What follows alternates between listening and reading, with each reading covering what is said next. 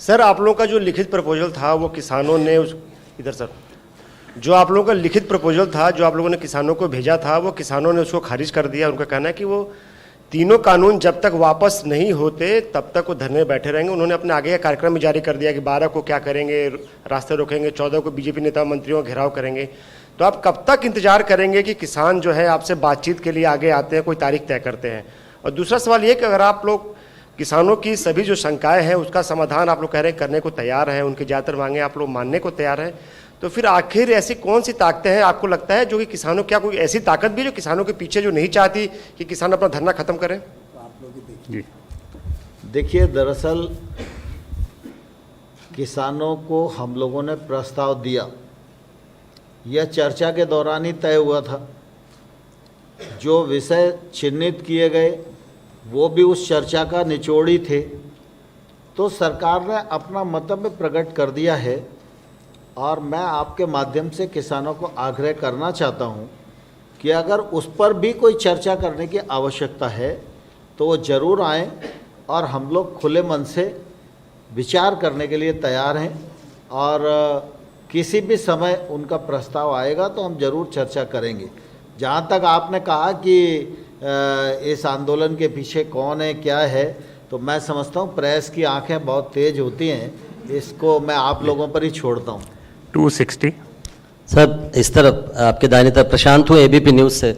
Sir, आपने कहा कि लिखित प्रस्ताव पर फिर से किसानों को विचार करना चाहिए और फिर आपके दरवाजे खुले हुए हैं बातचीत के। क्या हम ये समझें सर कि अब कोई नया प्रस्ताव आपकी ओर से नहीं जाएगा, ये फाइनल प्रस्ताव था, और अगर इन्हीं प्रस्ताव पर उनको बातचीत करनी है तो इन्हीं प्रस्तावों पर करना होगा, तभी बातचीत हो पाएगी? नहीं, देखिए प्रशांत जी, कुल मिला के जितने बिंदु चर्चा कई दौर की हुई, उस चर्चा के निचोड़ में सरकार ने ही चिन्हित किया कि ये विषय आपकी चर्चा में ध्यान में आते हैं। उन्होंने भी ये माना कि हाँ, ये बिंदु चर्चा के दौरान आए हैं। तो हमने कहा कि हम अपना लिखित प्रस्ताव आपको देंगे। हमने लिखित प्रस्ताव उन्हें दे दिया है।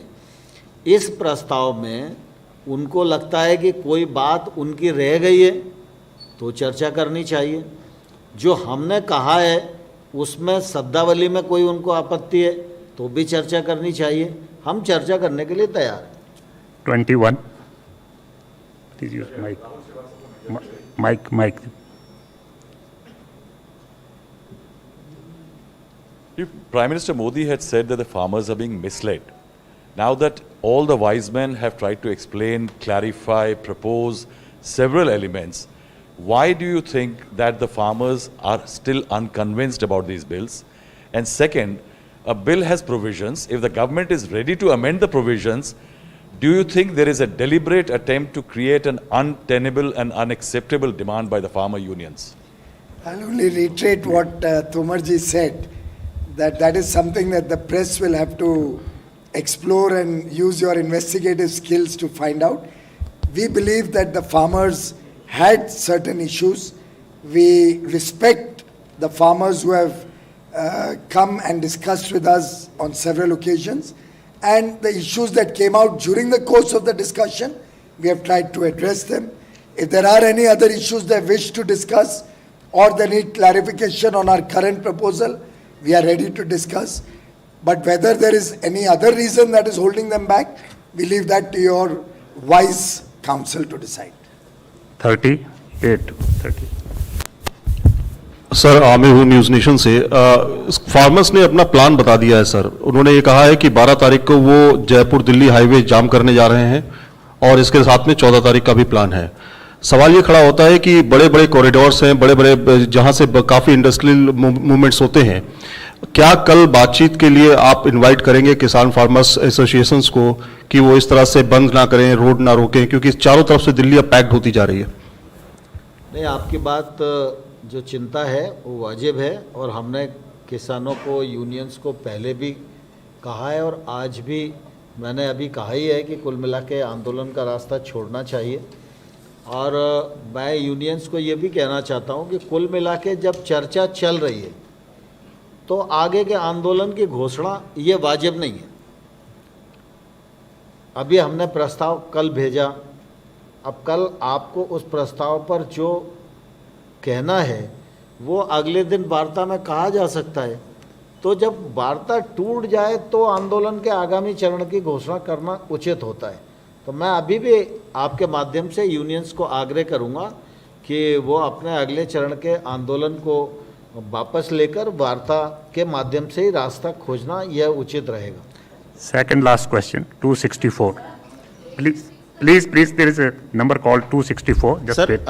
अमित न्यूज़ 24 से सर सवाल ये है कि आप कह रहे हैं कि वार्ता होनी चाहिए, लेकिन वार्ता करेगा कौन? ये अगर कहीं ना कहीं एक डेडलॉक जैसी सिचुएशन बन गई है क्योंकि उन लोगों ने आपके प्रस्ताव को खारिज कर दिया है कि, और सरकार तब फिर क्या सरकार अपनी तरफ से एक कोशिश करेगी कि हम फिर से नए सिरे से बातचीत शुरू करें, या क्योंकि अगर ऐसे छोड़ देने से तो फिर अब आप कहते हैं कि ठंड का मौसम है, किसानों की चिंता है, तो क्या सरकार पहल करेगी किसानों तक अप्रोच करने का, एक बार फिर से बातचीत शुरू करने के लिए? आज मैं और पीयूष गोयल जी अगर आपके सामने हैं तो बाकी तो बहुत सारे विषय ऐसे हैं जो आपके संज्ञान में हैं ही। कुल मिला के आज की प्रेस का मुख्य उद्देश्य ये भी है कि निश्चित रूप से सरकार वार्ता के लिए पूरी तरह तत्पर है और निश्चित रूप से हम वार्ता के लिए तैयार हैं। वो जैसे ही उनकी सूचना आएगी हम वार्ता करेंगे। Last question, number और 10. हमें आशावान रहना चाहिए, ऐसा नहीं है, मतलब मुझे आशा है कि रास्ता निकलेगा। Sir, my question to you is about the repeal of these three laws. That is what, in your own admission, the farmer unions have made that a prerequisite. Is there a way forward? Because the same points that you are now ready to concede were the same points that the opposition parties had requested you on the floor of the House, both in Lok Sabha and Rajya Sabha, which you have now finally considered and agreed. So, and they have taken a maximalist position, the farmers union. You are appealing to them also. How do you find a way forward, especially in the fact that you're saying that Prime Minister Narendra Modi is worried about farmers and is with farmers and has done so much for farmers? How do you find a way forward?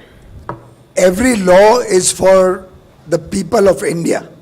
This is a law which will be applicable all over India. There are many people who believe very strongly that they will benefit from these laws. Many farmers believe they will benefit from these laws. As I said, the Rajasthan election, recent election, is a living testimony to the fact that the farmers have understood that these laws will benefit them.